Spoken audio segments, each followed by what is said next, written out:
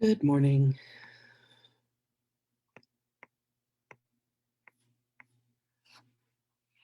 Welcome.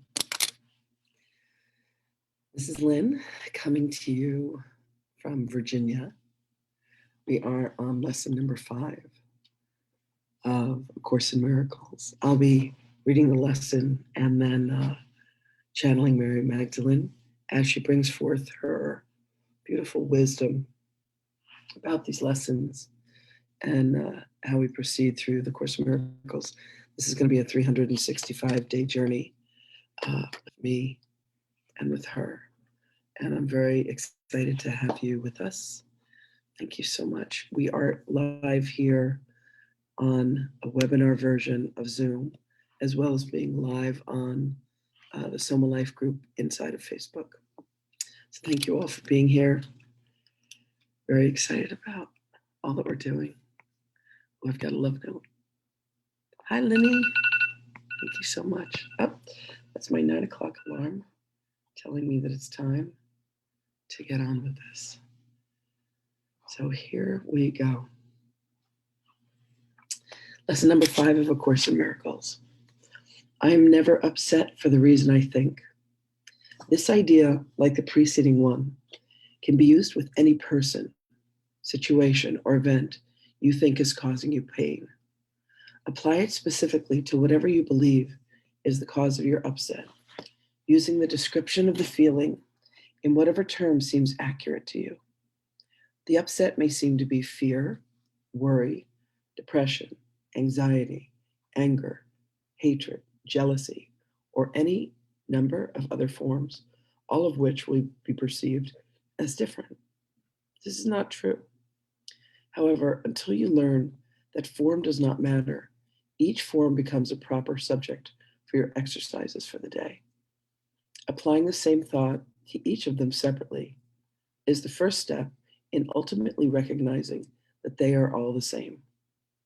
When using the thought for today for a specific perceived cause of an upset in any form, use both the name of the form in which you see the upset and the cause to which you ascribe it. For example, I am not angry at Mark for the reason I think.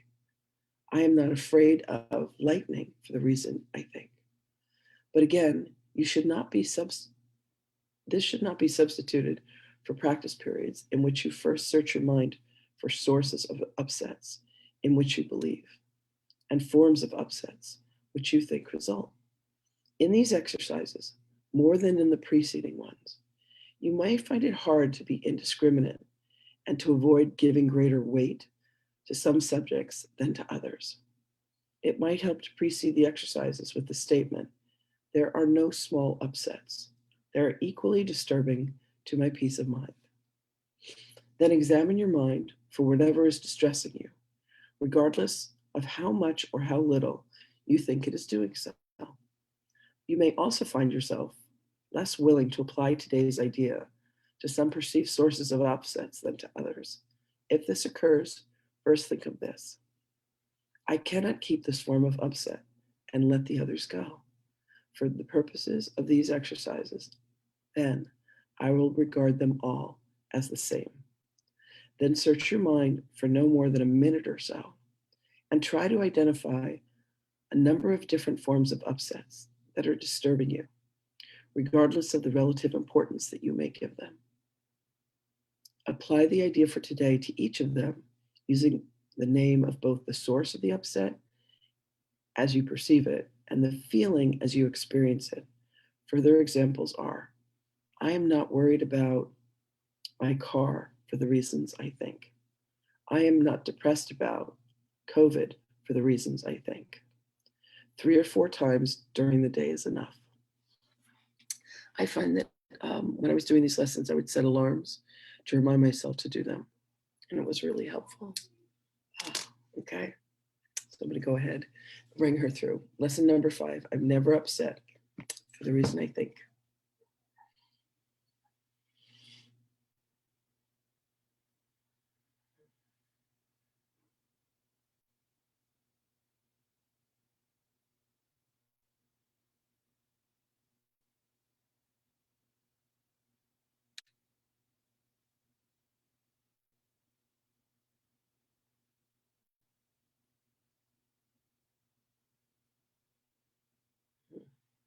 Greetings, beloveds.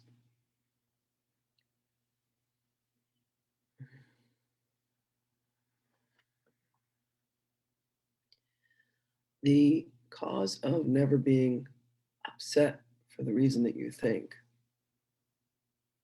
is correlated to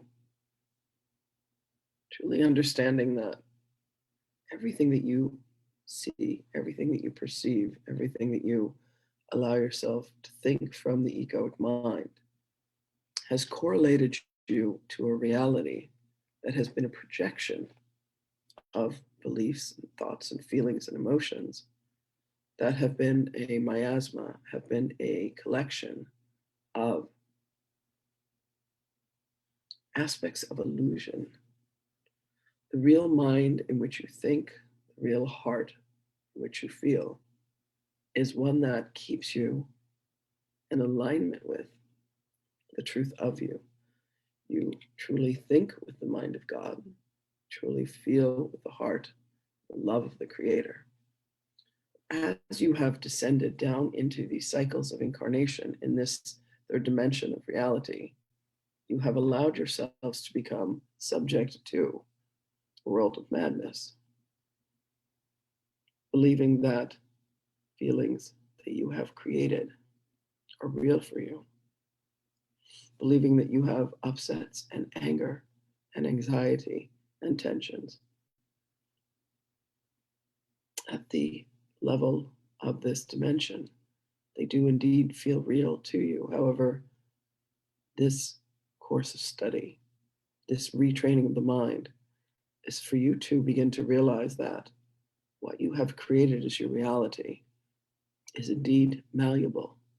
It is possible for you to think in a different way. It is possible for you to experience life in a different way.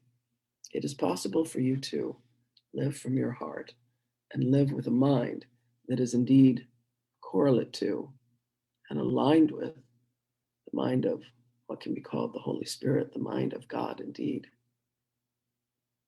As you allow yourself to think of the thoughts that you have that are disturbing to you, you can then land upon a particular feeling, a particular circumstance, a particular outcome that has disturbed you, and you can say, I am not upset with a certain person for the reasons that I think. And this causes your conscious mind to pause for a moment and say, what if the ways in which I have perceived life and people and circumstances and even myself are not the truth of me? It opens up a space in your heart. It gives you a moment of pause. It gives you a moment to think and to feel, what if there was a possibility? What if it were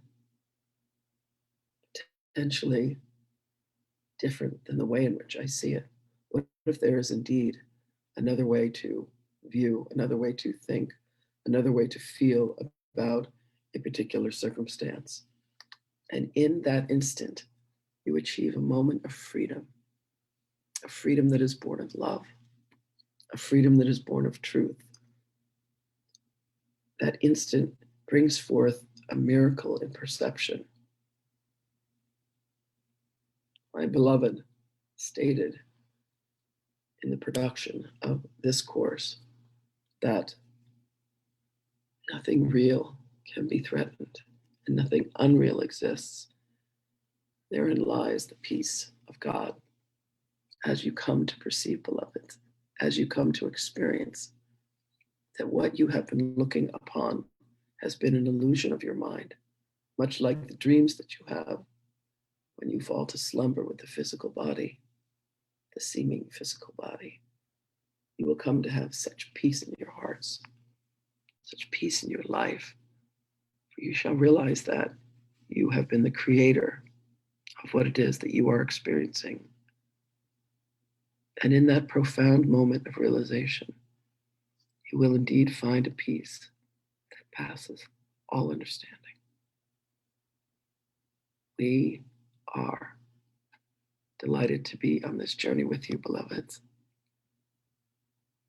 Take a moment to come to stillness. Take a moment to connect to your beautiful hearts and allow yourself to consider for a moment that you are never upset for the reason that you think. Our blessings are with you always, dear ones, and we shall speak with you again.